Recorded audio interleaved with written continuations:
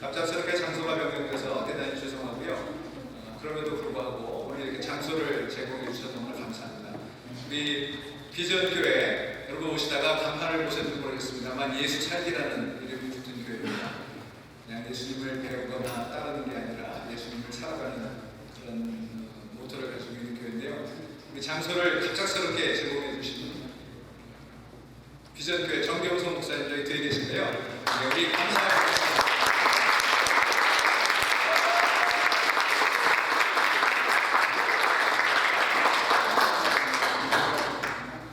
일국의 장관을 지낸 귀한 분을 모시고 강연회를 하는데 장소를 구하기가 어렵다는 게 우리가 처해 있는 자금의 현실을 보여주는 것 같아서 너무나 안타깝고 또 화도 납니다만, 그러기에 우리가 이렇게 모여서 또 이런 자리를 마련해야 될 더 중요한 필요성을 느끼게 되는 것 같습니다.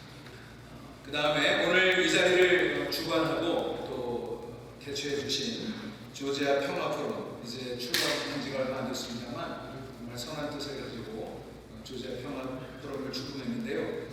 조지아 평화 포럼의 공동 대표님이신 김선호 선생님 나오셔서 인사 말씀 해주시겠습니다. 안녕하십니까. 이렇게 더운 날 또 바쁜 시간에 이렇게 많이 와주셔서 공동 대표를 맡고 있는 한 사람으로서 감사하게 생각합니다. 저는 여기 온 지는 3년 됐습니다. 여기에서 편안하게 살려고 왔는데 작년부터 평화의 얘기가 아닌 전쟁의 얘기만이 뉴스에 남아있습니다.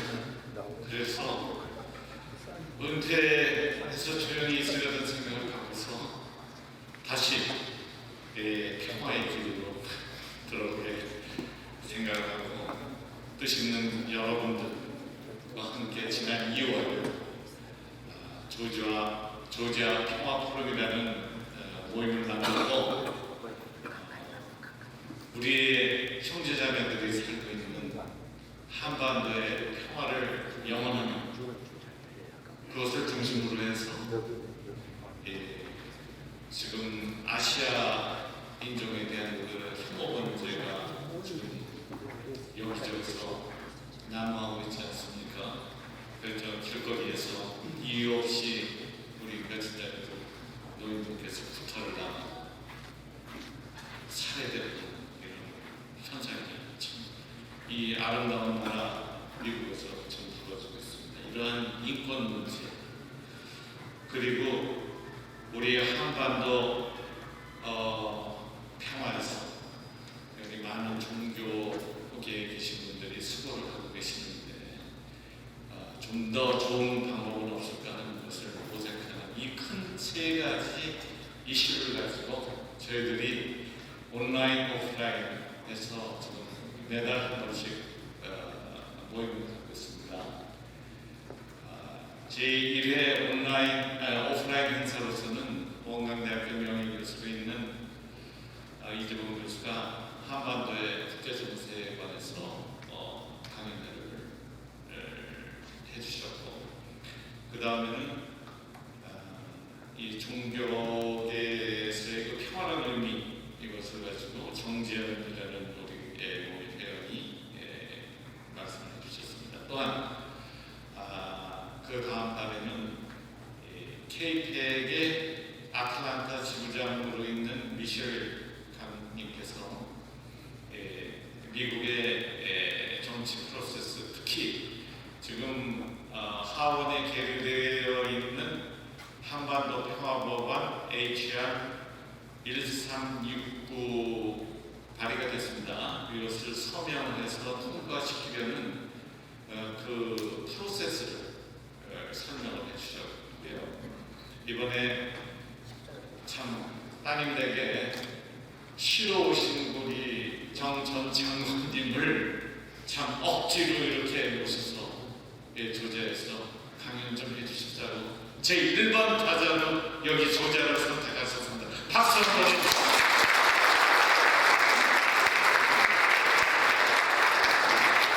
앞으로도 계속 온라인, 오프라인 모임을 통해서 한반도에 평화가 올 수 있도록 여기 이제 성장 제일 미주에서 제일 성장하는 주로서 넘버원이 여기 조지아 아니겠습니까? 그러니까 여기 우리 같이 살고 있는 조지아 여러분들이 모두 참여하셔서 이런 같은 길을 가서 한반도 평화가 올 수 있도록 조금 더 노력을 좀 해주시면 대단히 감사하겠습니다. 이것으로 저 한반도 조지아 평화 포럼의 소개를 간단히 마치겠습니다.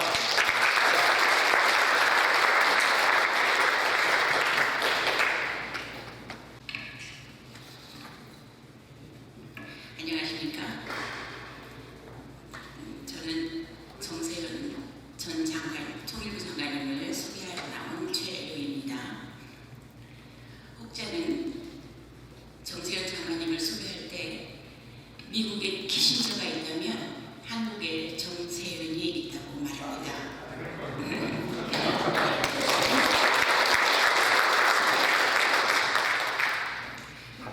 또 김어준 총수는 장관님을 한반도 문제의 현인이라고 소개합니다.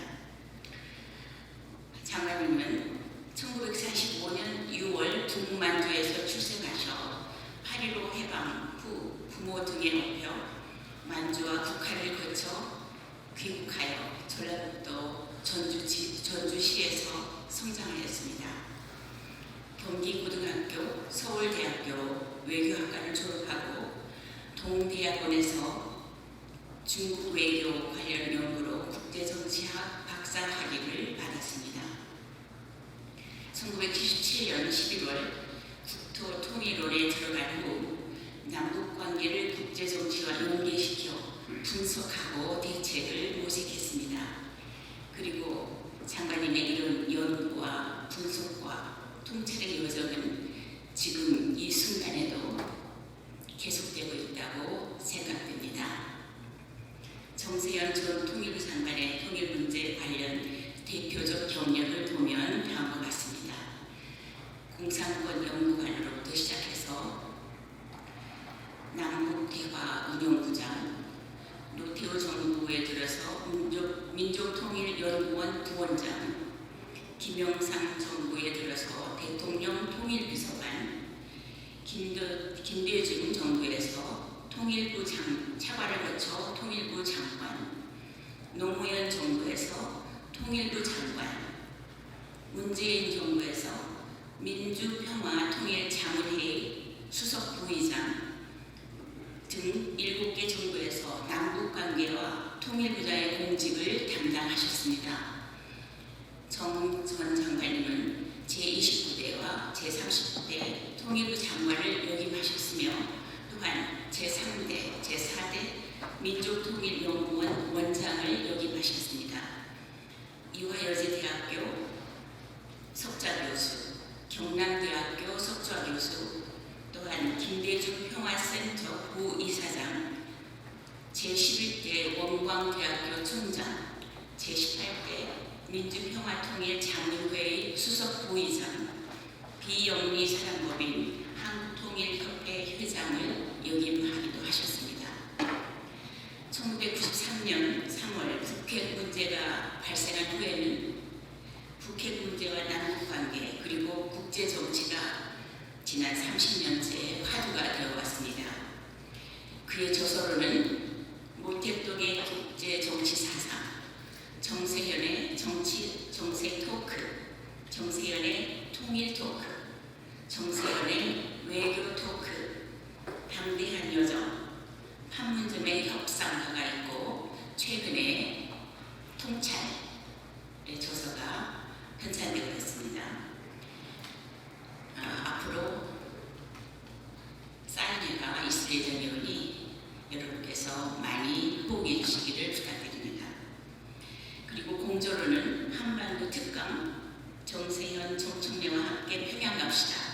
정세현의 통찰 등이 있습니다. 감사합니다.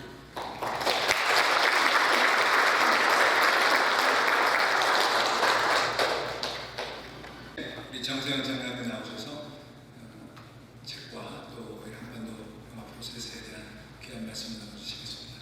우리 큰 박수로 환영하겠습니다.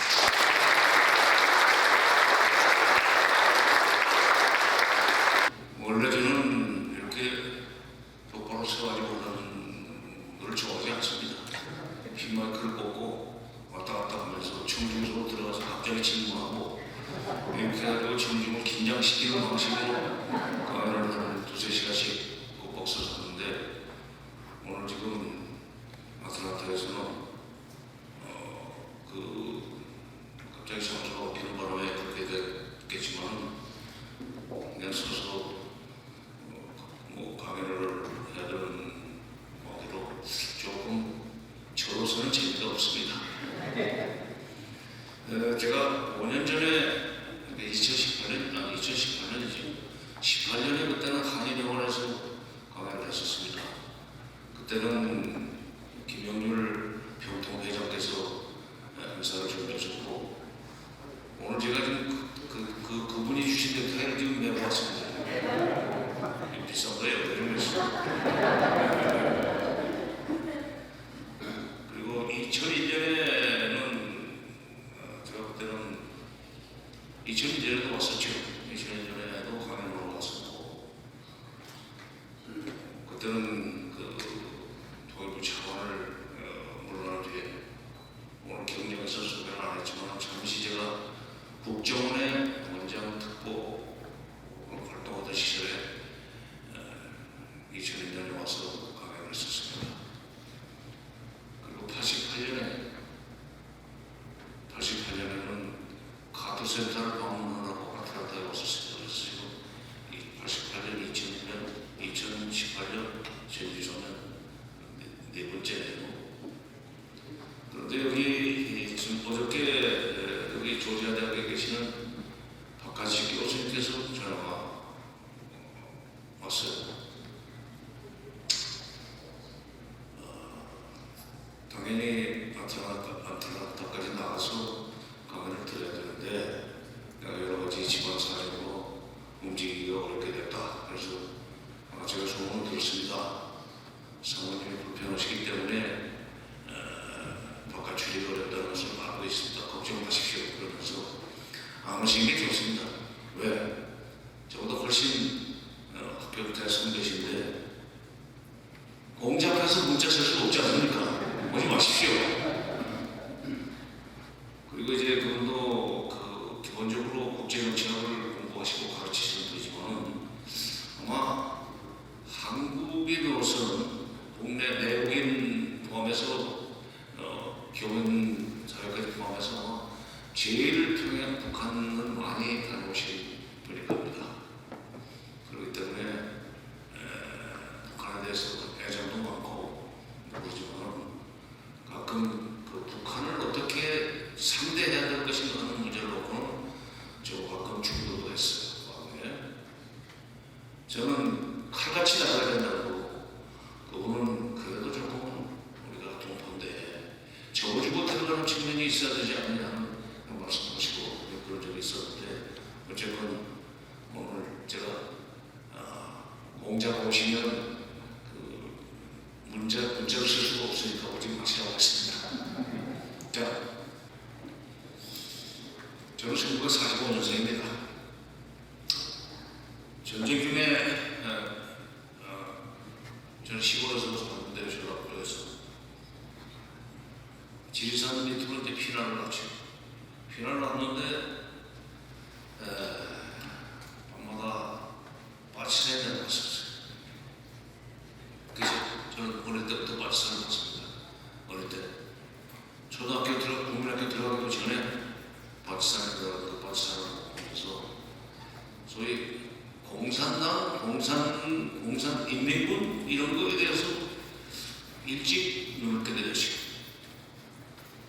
그런데 이게 팔자인지 모르지만 아마 77년부터 제가 당시는 국토통일원입니다. 국토통일원에 들어가가지고 통일 문제를 직업적으로 연구했습니다.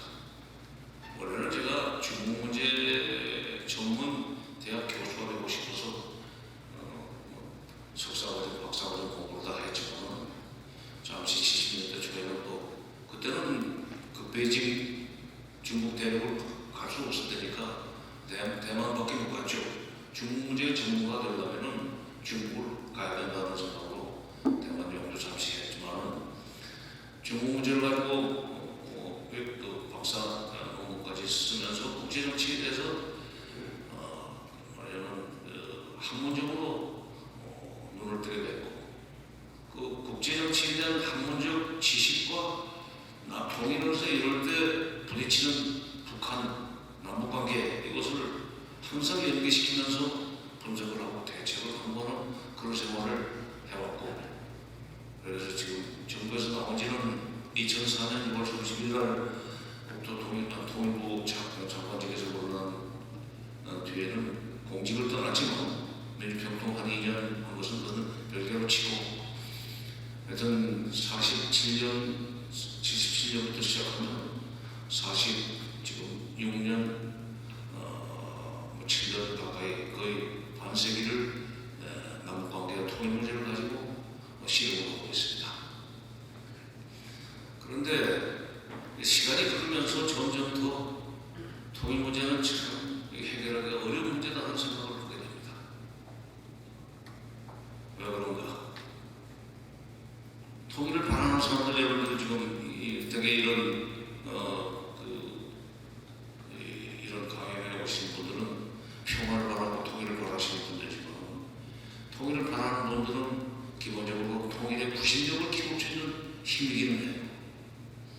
그런데 통일 문제에는 구심력만 가지고 되지를 않고 원심력을 어떻게 제거 내지는 격리시키느냐 하는 것이 어떤 점에서는 통일 문제의 요체입니다. 남북 간의 체제의 동질성을 키우고 하는 것이 그런 하나의 그 필요 조건에 불과하지 충분 조건은 되지 못해요.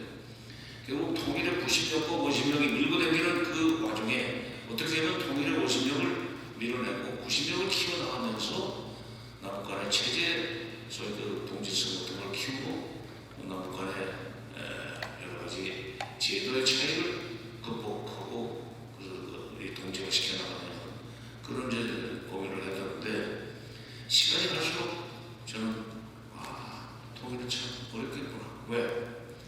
점점 더 원심력이 커지고 있습니다. 지금. 쉽게 얘기하면 남북한이 합치려고 하는 힘이 있다 할지라도 주변 사국이 미일 중로 주변 사국이 자꾸 뜯으려고 하는 힘이 더 훨씬 크게 되면은 그건 통일 못합니다. 통일의 원심력은 밖에만 있는 게 아닙니다. 안에도 있습니다. 북한 내부에도 통일의 원심력이 있습니다. 극단적인 소위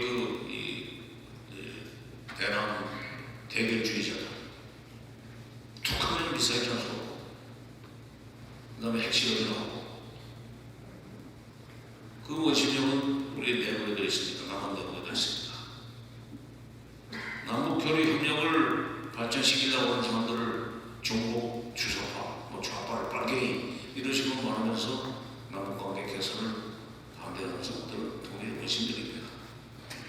어떻게 보면은 통일의 구심력보다는 원심력이 훨씬 더 낫다고 볼 수 있죠. 밖에서는 네 나라는 기본적으로 통일 반대예요. 미국이 우리 통일을 밀어줄 것인가? 철저하게 친미로 통일된 국가가 친미로 나간다면 미국은 밀어줄 여기가 있지만 그러다는 보장이 없지 않습니까?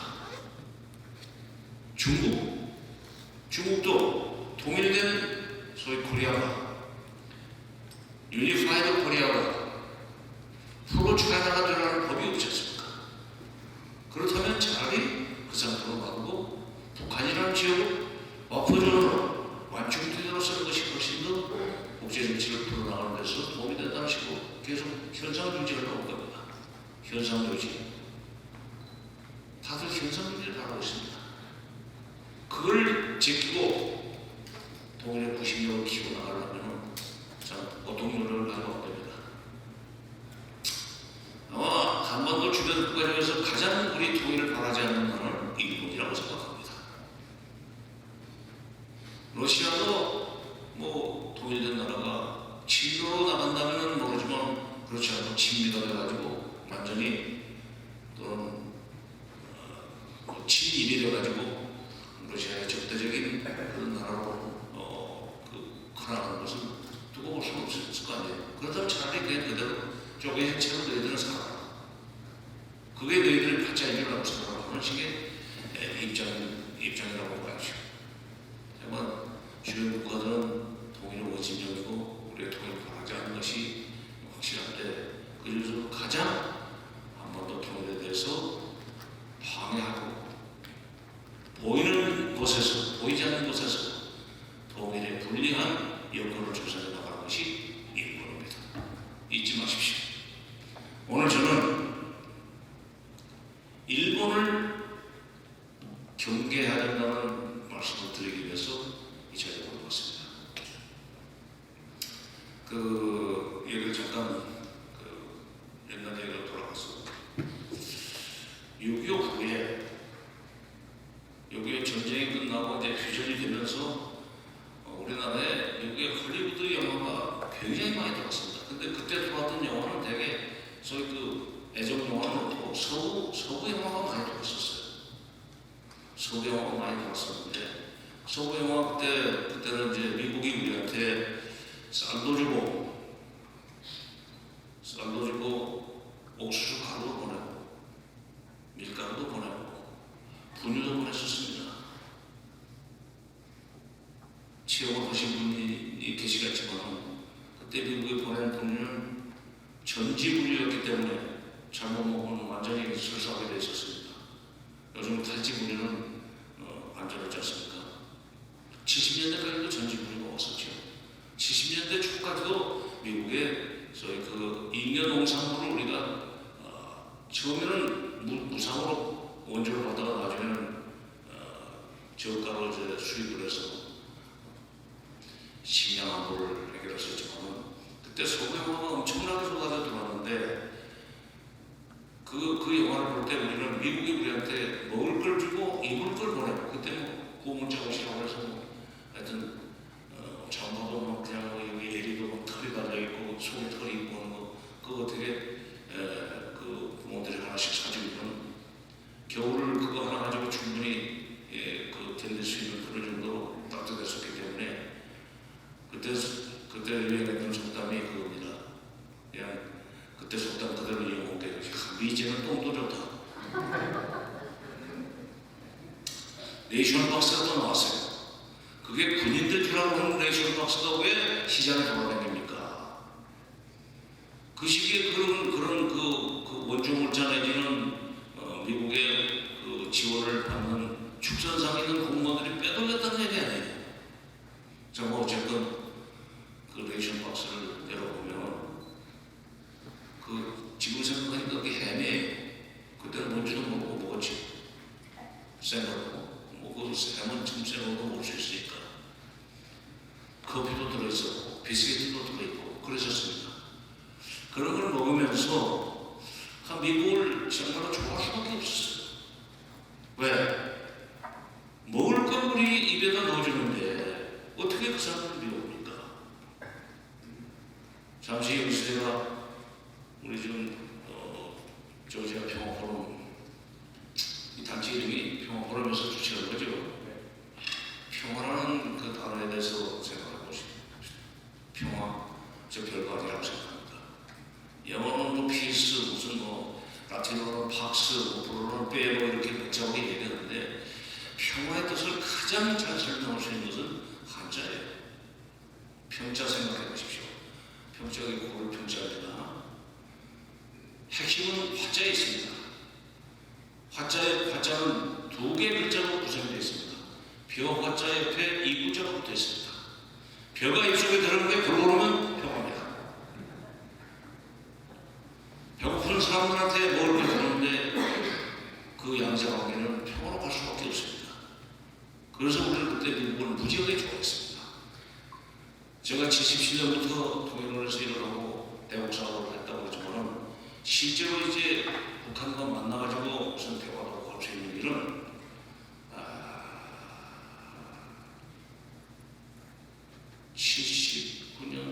79년이 아직은 박정희 정권 시절이죠. 79년 12월 26일 사건이 났으니까 그때 이제 평양에서 6월달에 열리게 되어 있는 세계 탁구 대회에 한국 필리핀이 구성을 위한 남북회담을 판문점에서 때 처음으로 북한 사람들을 만났습니다. 근데 북한 사람들을 여러분들은 뭐 그 학교에서 방공 시간에 배운 대로 북한 사람들은 얼굴도 빨갛고 머리에 뿔이 나고 그런 걸로 생각을 볼 수 있었겠지만 아까 조금 전에 말씀드렸듯이 저는 새는 나이 6살 때 피난 갔던 동네에서 이틀에 한 번씩 내려오는 빨치산 보급투쟁, 먹을 거 챙기는 게 보급투쟁입니다. 그 빨치산들을 보면서 어린 시절을 보냈기 때문에 79년 그로부터 27, 8년 후에 판문점에서 처음으로 북한 사람을 말하자면 신부를 만났는데 별로 겁이 안 나더라고요. 더구나 이제 북한의 경제 사정에 대해서 우리가 알고 있으니까 대한민국이 북한보다 잘 살기 시작한 것은 70년대 중반입니다. 그 전에 북한이 잘 살았었습니다. 왜 그랬는지는 너무 긴 설명이 필요하기 때문에 생략하겠습니다. 북한은 중국과 소련으로부터 두 군데로부터 원조를 받았는데 그걸 빼돌리지 않았습니다. 우리는 미국으로부터 한 군데서만 원조를 받았지만 빼돌리는 사람들이 있었기 때문에 그게 셌죠. 그래서 예를 들어 숫자로 가지고 말씀드리면 이승만 대통령이 이제 물러났던 1990년 4.19 동맹에 나왔는데 대한민국의 1인당 소득은 87달러밖에 안 되었습니다. 반면에 북한의 1인당 소득은 147달러였었습니다. 1.6배, 1.7배나 북한이 잘 살았습니다. 1인당 소득이 중요하지 않습니까? GDP 추가하고 그로스 도메스틱 프로덕트는 GDP보다도 1인당 소득이 이제 말하자면 생활 수준을 결정하는데 그때 필리핀이 170달러, 태국이 220달러 그럴 때 대한민국은 무슨 용어인지 모르지만 87달러밖에 안 된다는 얘기는 미국의 원조를 제대로 활용하지 못했다는 얘기예요. 정치를 잘 못했다는 얘기입니다. 누가 빼먹었는지 그건 모르겠어요. 다 빼먹었겠죠. 자관 그런 히스토리가 있기 때문에 70년대 그러나 75년을 기점으로 해서 남한의 1인당 소득이 북한의 1인당 소득을 앞지르기 시작했습니다. 그리고 우리는 계속 이제 말하자면 고속 성장을 했습니다. 북한은 남한한테 뒤지기 시작한 뒤에 80년대부터 제로 성장으로 들어갑니다. 5년은 간단합니다. 70년대 말 중국이 그동안에 중국과 소련이 경쟁적으로 북한을 도와줄 때 북한이 우리보다 잘 살았었는데 70년대 말에 중국이 개혁개방을 시작하면서 북한에 대한 원조를 중단해 버렸습니다. 북한 경제가 그때부터 이제 흔들리기 시작했어요. 말하자면 북한 경제는 처음부터 자생력이 있던 경제가 아니라 외국의 원조를 받아가지고 그것을 굴려서 확대 재생산하는 그런 식의 경제 정책을 추진해왔기 때문에 외국의 원조가 줄어드니까 당장에 말하자면 타격이 커지기 시작했고 80년대 중반으로 들어서면서부터는 소련마저 나중에 러시아로 이름을 바꿨지만 소련마저 개방개혁을 시작하면서 소련으로부터 오는 원조도 없어지니까 북한은 80년대 경제가 완전히 그냥 제로 성장을 했습니다. 제로 성장. 90년대는 마이너스로 들어가기 시작했습니다. 바로 70년, 79년이면 북한 경제가 이제 80년대 제로 성장으로 넘어가려고 할 때 소위 변곡점에 해당하는 시점이었기 때문에 판문점에서 만났던 북한은 진짜 말라비틀어지고 꾀죄죄하고 무서운 데가 하나도 없었어요. 주먹들은 그것 마냥 이걸 많이 해가지고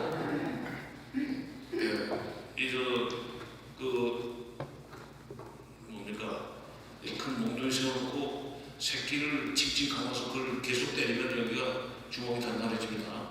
말하자면 샌드백이 없으니까 그런 식으로 훈련을 시켜가지고 판문점에 나온 친구들 보면은 악수를 할 때 보면은 손이 자꾸 무지하게 커요. 그러고 이런 데가 또 안 들어가는 거예요. 왜? 그들이 사는 형편을 저는 알고 있으니까 통일을 있으면서 그것도 모르면 되겠습니까? 그런 북한. 그러다가 이제 남한한테 뒤지기 시작하고 90년대부터 내리막길을 걷기 시작하는데 그때 이제 최초 북한이 남한한테 손을 벌린 적이 있습니다. 김영삼 정부 시절입니다. 김영삼 정부 시절인데 그때 이제 95년이죠. 김일성이 94년에 죽고 95년에 식량 부족을 유엔에다 보고를 했어요. WFP라는 게 있습니다. 월드 푸드 프로그램. 거기다 식량 부족을 보고를 하니까 일본이 먼저 50만 톤을 주겠다는 것을 목표로 했습니다. 그러자 김영삼 대통령이 일본 총리한테 전화를 해가지고 일본이 먼저 주는 것을 우리가 그냥 두고 볼 수는 없다. 우리가 먼저 줘야 되니까 너희들 뒤로 서라 해서 우리가 15만 톤을 먼저 준 적이 있었는데 제가 그러면서 남북 간의 관계는 바로 우리가 북한을 도와줘야만 되는 그런 관계로 발전하기 시작했습니다. 김영삼 정부 때 이미 김영삼 대통령 시절에 저는 통일부에서 그쪽 일을 하다 보니까 이제 연한도 차고 그다음에 계획도 그만큼 됐기 때문에 청와대 통일부에서 먼저 불려 올라가서 3년 8개월이나 그 밑에서 대통령을 모시면서 남북 관계와 이 국제 정치 이것이 어떤 식으로 얽히고 설키면서 구심력이 커질 뿐하다가 원심력이 커지고 원심력이 줄어들만 하면 구심력이 커지고 그런 원심력과 구심력 사이에 소위 밀고 당기는 그런 것을 현장에서 지켜볼 수 있었습니다. 통일부 안에서만 근무를 했었으면 그걸 몰랐을 거예요. 여러분 아시겠지만 청와대 가면은 지금 대통령실하고 이름 바꿨는데 그 이름 하나 짓지 글 하나 짓지 못하고 미국도 그 대통령실이라고 보니까 그냥 백악관이라고 오지 않습니까? 화이트하우스. 청와대에는 외교부 쪽에 각 부처에 통일부 공무원들 파견 나와 있습니다. 외교부 공무원들 파견 나와 있습니다. 국방부 파견 나와 있습니다. 국정원 파견 나와 있습니다. 4개 부처의 공무원들이 거기서 모여가지고 외교부 수석을 통해서 대통령한테 계속 최신 정보를 입력시켜드리고 그리고 이런 상황에서 북한을 어떻게 다뤄야 됩니다. 이런 상황에서 미국과의 외교는 어떻게 풀어나가야 됩니다. 이럴 때 미국, 일본을 어떻게 우리가 견제해야 됩니다. 중국과의 관계는 어떻게 풀어나가야 된다는 것을 바로 실시간으로 보고를 하게 되어 있기 때문에 그냥 부처에서 이러는 것보다는 청와대에서 한 1, 2년 이러고 나면 소위 나라가 어떻게 돌아간다는 것을 감을 잡을 수 있게 됩니다.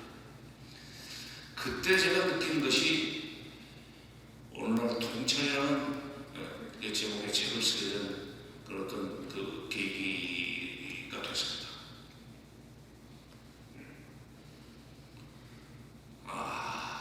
어느 부처라고 얘기할 수가 없는데 제가 통일부는 아닙니다. 너무도 줄 데가 없어요. 자기 문제에 대해서 아니 북핵 문제에 대해서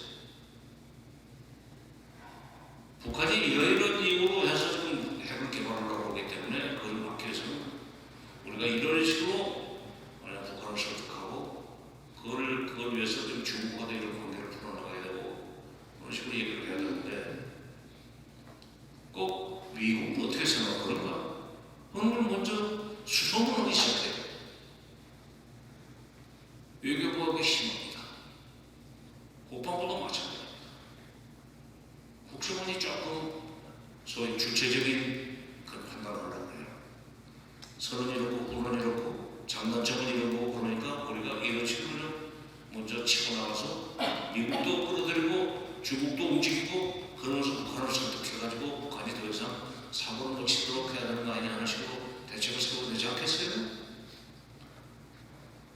그래서 국제정치와 남북관계라는 거 그거 이제 실제로 그것이 어떤 식으로 얽히고 설키는가를 아주 그야말로 정책 결정 최종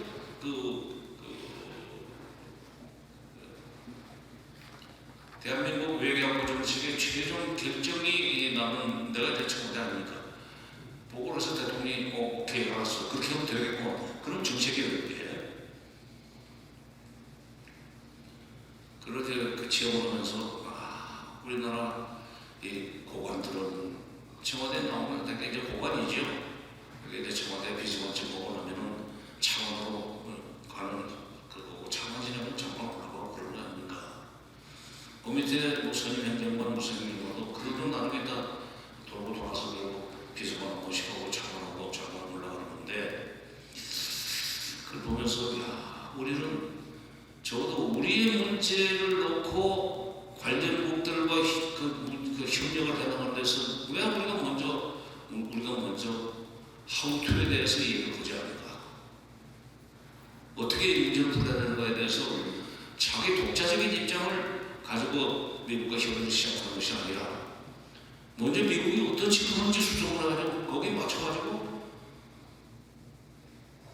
우리의 대책을 세우라고 하는 거예요. 그 왜 그러냐 편지를 주면은 결국은 결정권은 미국이 가지고 있으니까 미국이 어떤 식으로 가는 걸 알아가지고 미리 알아가지고 그걸 맞추는 게 필요하지 괜히 우리가 죽불나게 무슨 뭐 독자적으로 하는 것처럼 했다가 미국이 요하면 죽도 밥도 안 되는데 뭘 그렇게 시간이 안 들어가냐 그런 식의 얘기를 하는 거고 그래서 제가 그때부터 이제 우리 역사를 한번 거슬러 올라가서 살펴봤습니다.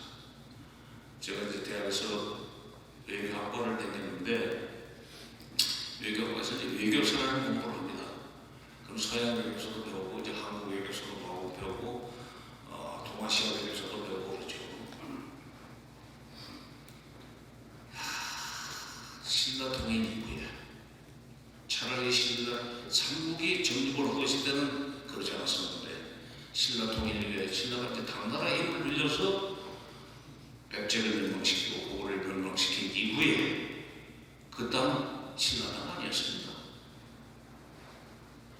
이름만 통일신라였죠. 중국이 다 알아서 했어요. 백제의 땅도 바다 건너에 있는 백제도 그들이 관여를 했어요. 전부는 아니죠. 서쪽은 전부 다 중국입니다. 중국 사람 중국에서 죄진 사람들 귀양 보내는데 요즘 뭐 바다 신앙 보내는 사람들이에요. 고구려 안동 도부라는 걸 평양에 두고 당나라가 발견했어요. 과거 고구려 당을. 근데 통일신라는 그 이후에 이제 당나라 문화를 적극적으로 받아들이면서 당나라 유학을 가기 시작했죠.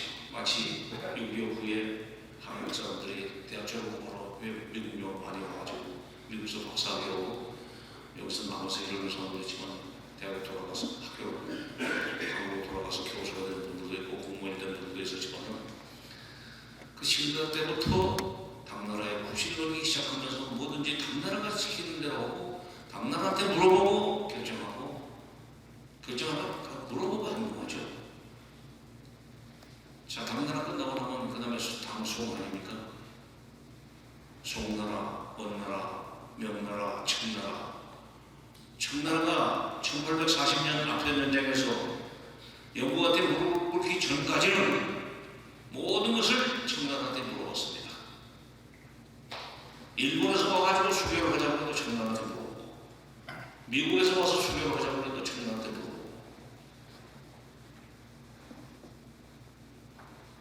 그러면 주체적인 소위 외교라는 개념도 없었고 그것이 외교인지도 몰랐지만 외국과의 관계를 맺는 데 있어서 자국 중심성이 없는 그런 세월이 신라 통일 이후 조선 멸망까지입니다. 1910년 아니 뭐 구체적으로는 1905년 늑약이라는 을사보조약이라고 그래서 이등망문이가 통감이 되고 조선의 외교권을 일본이 가져가지 않았습니까? 5년 동안 일본이 외교를 했습니다. 조선의 외교를. 그리고 10년에는 완전히 외교권을 내치고까지 가져간 것이 한일 합방인데 그런 역사가 있더라고요. 그래서 저는 우리는 큰 나라 밑에 그저 졸개 노릇하면서 그것을 외교인이라고 사는 것이 이게 팔자인가 하는 생각을 하면서도 한편 나라의 국력이 커져가지고 이제 우리가 이제 지금 작년 2022년 말까지는 2022년 말까지는 IMF 통계로 한국이 G10이었습니다. 10대 경제 대국이 되죠. 1인당 소득이 3만 5천 달러가 됐고, 그러니까 컸죠. 가난하던 시절에는 6.25 전쟁 직후 받을 때는 또는 조선조 시절에 그러니까 이성계 이후 고종 말까지 고종이 나라를 뺏길 때까지 그 조선 이시조선이라는 영역이 일본을 묻힌 겁니다. 그냥 조선이라고 부르지 않고 이시조선, 조선. 명나라 청나라한테 뭐든지 물어보고 조선의 왕이 죽고 세자가 임금이 돼도 명나라 청나라에서 책봉서가 오기 전에는 그게 왕이 아니에요. 파도로 갑니다. 임명장 해간다고.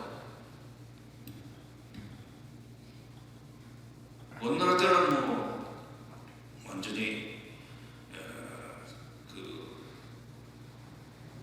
사유가 고려 왕이 무조건 원나라 황제 사유가 되는 식으로 관계를 맺어가지고 원나라 그 황제 딸을 무조건 데리고 살아야 돼요. 그러면서 조공 바치고. 그러니까 신라 통일 이후 그런 식의 중국 대륙과 옆에 있는 대륙과 그런 식의 상하의 관계를 사는 것이 습관이 돼가지고 일제 때도 그렇게 일본도 뭐 사실은 한국보다는 크죠. 인구도 남북한 합친 거의 2배가 넘고 그리고 면적도 사실은 남북한 합친 것보다 크지 않습니까? 괜히 이여령 선생이 충주지향의 일본이라고 해가지고 한국산 벌써 일본이 뭐 작은 나라로 알고 있는데 일본 큰 나라입니다. 그리고 의왕은 무서운 나라입니다.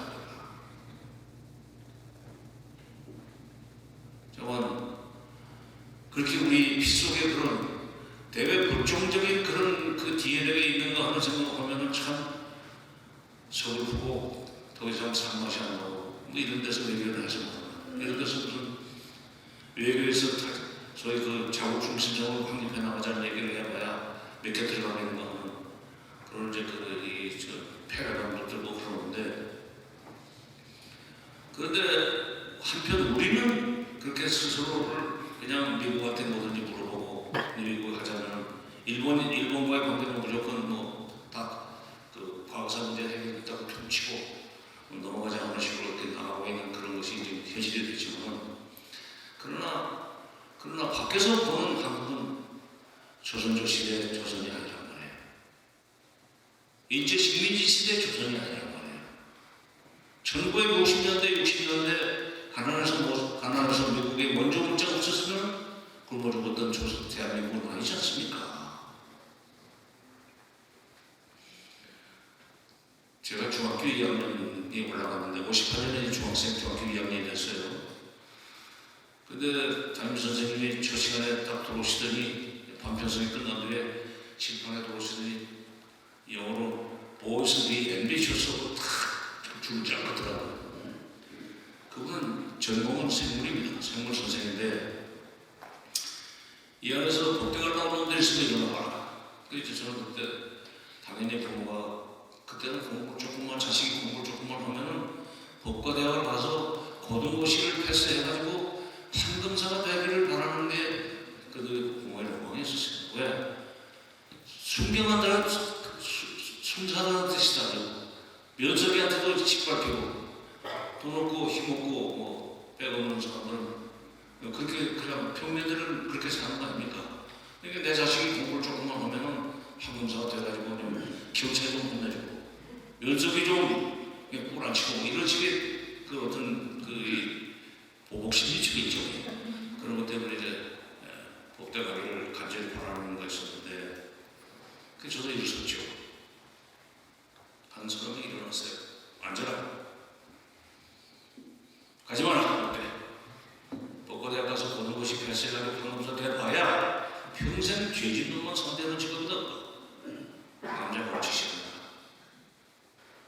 남자는 무슨 일을 해야 되는가? 남자는 애국자가 돼야 된다. 어떻게 애국할 수 있는가? 정치외교학과에 들어가가지고 대학을 외교관이 돼서 미국의 원조를 많이 끌어내는 것이 그게 애국자. 아니 58년 대한민국 효진이 그랬었습니다. 미국에 때 쌀도 자포니카 아니에요. 칼리포니아 쌀 아니에요. 안남미입니다. 안남미. 풀풀 날아가는 거. 그래도 그거라도 보내주니까 배고픔을 메울 수 있어. 밀가루, 옥수수가루. 옥수수가루를 가지고 이제 딱 도시락에 넣어서 감아서 밥할 때 탁 넣으면 쪄집니다. 이게 옥수수빵이라는 거죠. 막 되면 참 부드럽고 맛있어요. 몇 시간 지나면 완전히 벽돌입니다. 돌로 깨야 돼요. 그때는 망치도 필요 되니까. 어쨌든 그런 식으로 해서 미국이 먹을 걸 주고 입을 걸 주던 시절에 대한민국의 남자라면 외교관이 돼가지고 미국 원조를 많이 끌어내야 된다는 그런 얘기를 이제 해서 제가 이제 외교학과를 가게 됐는데 그때부터 결심을 했어요. 갔는데 외교학과 들어가니까 그 참 사람 팔자라는 게 어떤 선생님 교수님을 만나는가 하면 오리엔테이션 시간에 여러분 여기 지금 외교관 되고 싶어서 왔겠지만 여기 이 학과는 외교관 시험 공부를 시키는 학과는 아니다. 여기는 국제정치학을 가르치는 데다. 분단국가인 대한민국에서 국제정치학을 가르치는 이유는 간단하다. 통일 문제 때문이다. 통일 문제를 분단 자체가 국제정치적인 문제로 분단이 됐는데 그걸 풀려면 역시 국제정치적인 접근 방법을 써야 되기 때문에 말하자면 통일 50년을 줄여야 된다는 얘기죠. 그분은 통일에 90년을 키워야 된다는 얘기까지 안 하셨어요.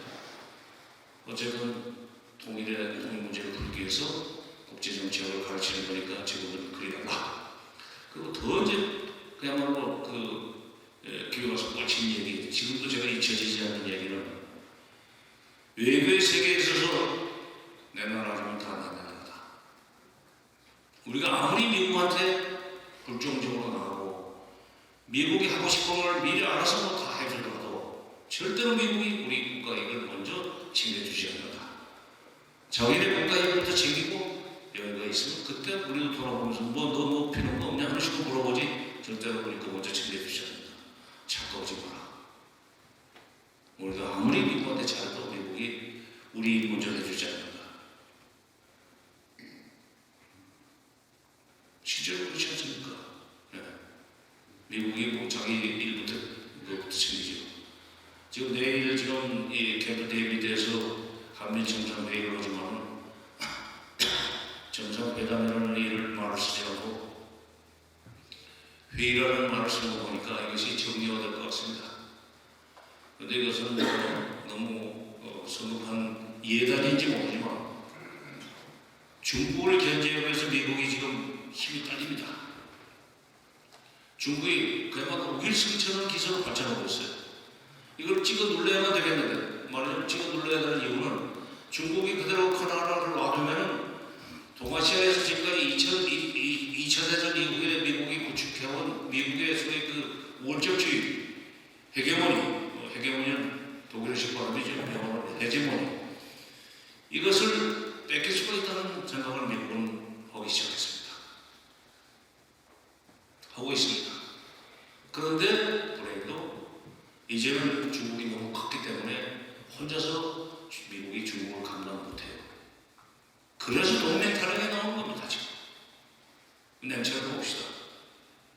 우리를 도와주기 위해서 동맹하는 것이 아니고 그들의 힘이 딸리는데 너희들 힘을 보태서 나의 외교의 국제정치적 목적 동아시아에서 계속 패권을 유지하는 중국한테 밀리지 않는 그런 미국을 계속 유지시키기 위해서 너희들이 좀 힘을 보태라. 그게 소위 동맹의 인도태평양 전략이고 이번에 아마 한미일 삼각동맹이 구체적으로 구축이 될 겁니다. 그리고 윤석열 대통령이 이미 어떤 점에서는 예고를 건설했는데 지난 8.15 경축사에서 그 얘기했죠. 일본에 있는 유엔사의 기지를 18군데가 거기 있대요. 그걸 활용해서도 우리가 북한의 대남 위협이나 도발을 막아야 된다. 그러면 결국 대북 이 견제 억제를 위해서, 확장 억제를 위해서, 그동안에 미국이 핵우산을 펴주는 것이 확장 억제였는데 이번에는 확장 억제가 미국이 펴준 핵우산 플러스 일본의 한반도 문제에 대한 적극적인 개입.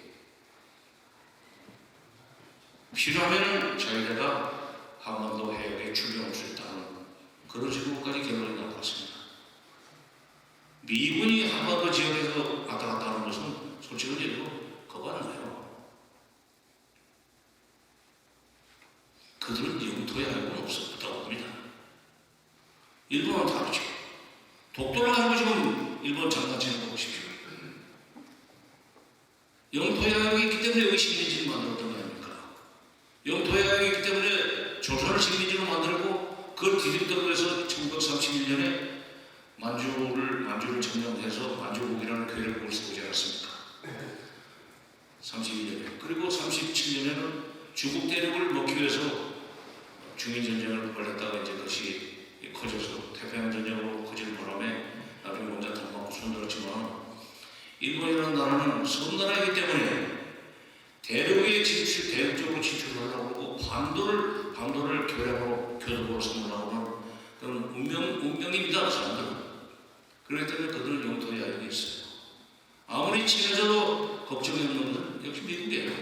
그건 북한도 얘기한 겁니다. 김정일이가 이런 얘기를 했어요. 2000년 6.15 정상회담 때 6월 15일 날 합의문이 발표됐는데 6월 14일 날입니다. 김대중 회고록에 자서전에도 나와있지만 이제 김대중 대통령한테 저는 직접 들었는데 김정일이 갑자기 그런 얘기를 들어요. 저 대원들은 욕심이 많습니다. 그 처음에 김대중 대통령은 김정일이가 중국을 가르치는 것 같은데 떼놈이라고 하고 놀랐대요. 아니 중국이 그렇게 북한을 도와주는데 왜 떼놈이라고 그러는가? 한국 사람들이 떼놓는 거야. 뭐 짱돌라, 떼놓은 비단장상, 방송 이렇게 말하는 거죠. 그거는 그 일상적인 거지만 그래도 국가 원수급 되는 사람이 중국으로부터 원조를 받고 그 도움을 많이 받고 있는 걸로 알고 있는데 그게 떼놈이라고 그런가? 근데 가만 들을 때 여러분 욕심이 많습니다. 저는 그들이 영토야까지 가지고 있다고 봅니다. 김정일이 얘기입니다. 따라서 그들의 우리 조선반도에 대한 소위 영토야역을 막기 위해서는 저 태평양 건너에 있는 미국 그걸 우리가 활용해야 됩니다. 그들은 적어도 영토야역은 없을 거 아닙니까? 중국의 전통적인 외교술인 EJ죠. 소위 뒤통수에 있는 오랑캐의 영토야역을 막기 위해서 바다 건너에 있는 오랑캐를 이용해가지고 그들끼리 세력 경쟁을 하도록 해서 그 사이에서 우리는 편히 살자. 중국 외교의 한 방법이죠. EJ. 오랑캐로서 오랑캐를 제압한다. 그게 지금 그러니까 중국 영토야역이 있고 일본도 영토야역이 있고 반면에 미국은 영토야역은 없다고 봐요.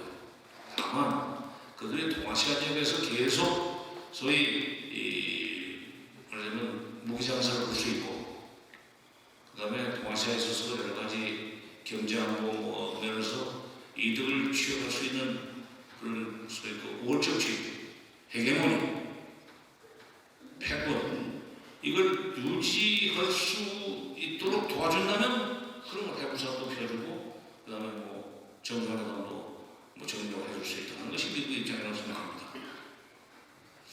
그런데 한편 미국이 지금 힘이 빠지고 있다는 얘기를 제가 했지만 미국이 힘이 빠진다는 얘기를 먼저 한 사람은 헨리 키신저입니다. 2010년에 판단이 됐죠. On China. 온차이나가 한국에서 번역이 됐습니다. 중국에 대하여 온이라는 게 온더 테이블 때 여기 위에 있다는 그런 뜻도 있지만 몸에 대하여도 있었습니다. 온차이나. 미국은 지금 디크라이닝 컨트리가 되고 있다. 한편 중국은 라이징 컨트리가 되고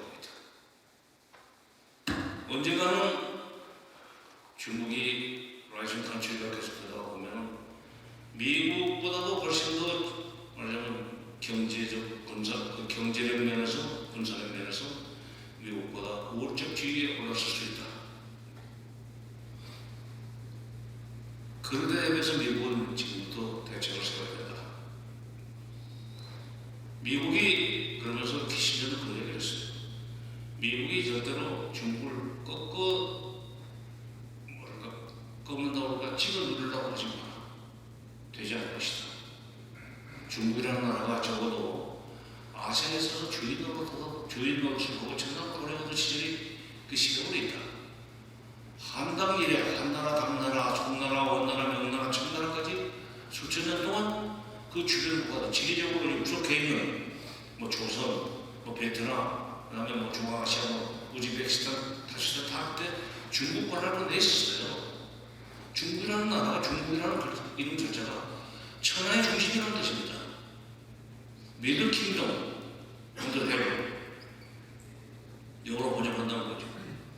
하나를 중심국가라는 뜻이. 그리고 그 사람들은 기본적으로 피라미드형의 국제 질서를 구축하고 있었습니다. 맨 꼭대기에 중국이 있고, 그리고 그 주변에 이제 지리적으로 가까운 조선, 베트남, 여기는 매년 1년에 한 3번씩 조금 바쳐야 되고, 좀 멀리 있는 류구 같은데, 오키나와 지금 류구가 옛날에 일본이 아닙니다. 일본은 중국에 조공을 못 바쳤습니다.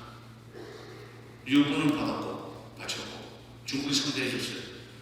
일본은 왜는 중국이 상대를 안 해줬습니다. 야만이라고. 그 피라미드형 이 국제 질서를 구축하고 있어 천하를 오래만든 중국이기 때문에 그들이 만약 다시 힘을 잡으면 반드시 그런 질서를 회복하려고 할 것이다. 그 미국이 막기 어렵다. 주변 국가도 거기에 익숙해 있기 때문에. 키시는 그렇게 얘기했어요. 2010년에. 근데 미국이 바로 움직이지 않더라고요. 2010년이 그때 오바마 때인데, 오바마 때인데도 오바마가 별로 신경을 안 썼어요. 비로소 신경 쓰기 시작한 것이 트럼프입니다. 이거 가만 보니까 중국이 굉장히 빠른 속도로 미국을 따라오겠는데 이제 추월당하게 생겼다. 키시저 얘기가 맞긴 맞았구나. 그래서 중국이 더 이상 경제적으로 크지 못하도록 거기에서 관세 장벽을 쌓고 여러 가지 무슨 보호무역 제도를 다시 되살려내가지고 중국은 경제적으로 굉장히 말하자면 힘들게 했죠. 그럼에도 불구하고 중국은 계속 경제성장을 했습니다. 숫자로 말씀드리겠습니다. 키신저가 중국이 앞으로 이 미국보다 더 강성대국이 될 것이다 하는 식으로 예견을 했던 그때 그 해 말 IMF 통계로 2012년 말 중국의 GDP 총액은 미국 GDP 총액의 40%가 됐습니다. 2023년 말 23년이죠. 22년 말 현재 중국의 GDP가 미국 GDP 총액의 73%가 됐습니다. 정확하게 2010년으로부터 2022년까지 12년 동안에 40%에서 73%까지 올라왔으면 33% 성장한 거죠.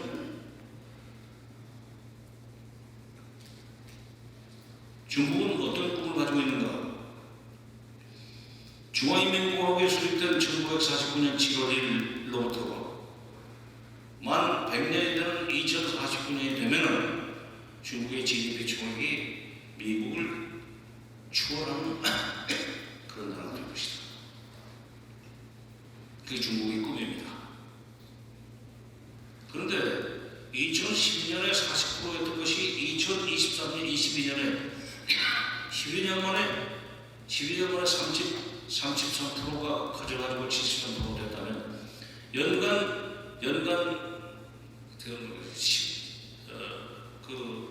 따라가는 속도로 보면은 73%에서 100% 되는 것은 27%만 남아있는데 그렇게 되는 소요 시간은 지금까지 중국 경제가 발전해왔던 속도로 비교한다면 10년이 다 필요 없죠.